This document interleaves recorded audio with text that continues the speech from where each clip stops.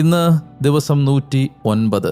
ഇന്നത്തെ വചന വായനയുടെ ഭാഗങ്ങൾ 1 സാമുവേൽ അധ്യായം 15ഉം 16ഉം, സങ്കീർത്തനങ്ങൾ 61. നമുക്ക് വചനം വായിച്ചു തുടങ്ങാം. നാം വചനം വായിക്കുമ്പോൾ വചനം നമ്മെ വായിക്കുന്നു. 1 സാമുവേൽ അധ്യായം 15. അമലേക്കിനോട് പകരം വീട്ടുന്നു. സാമുവേൽ സാവൂളിനോട് പറഞ്ഞു, കർത്താവ് തൻ്റെ ജനമായ ഇസ്രായേലിൻ്റെ മേൽ രാജാവായി നിന്നെ അഭിഷേകം ചെയ്യാൻ എന്നെയാണ് അയച്ചത്. ഇപ്പോൾ കർത്താവിൻ്റെ വചനമുഴക്കത്തിന് നീ ചെവി കൊടുക്കുക.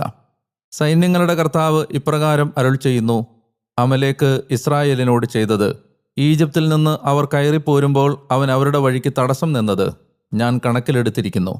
ആകയാൽ നീ പോയി അമലേക്കിനെ ആക്രമിക്കുക. അവരുടെ മേൽ കനിവ് കാട്ടാതെ അവരുമായി ബന്ധപ്പെട്ടതെല്ലാം നിങ്ങൾ ഉന്മൂലനാചാര വിധേയമാക്കുവിൻ.